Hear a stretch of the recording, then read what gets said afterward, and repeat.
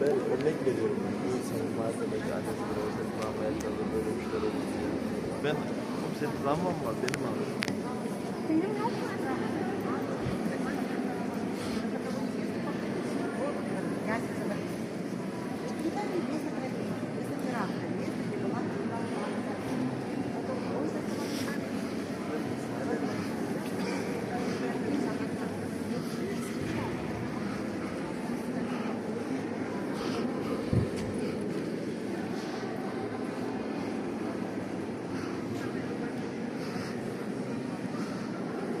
Mjesto gdje je ubijen car Aleksandar II.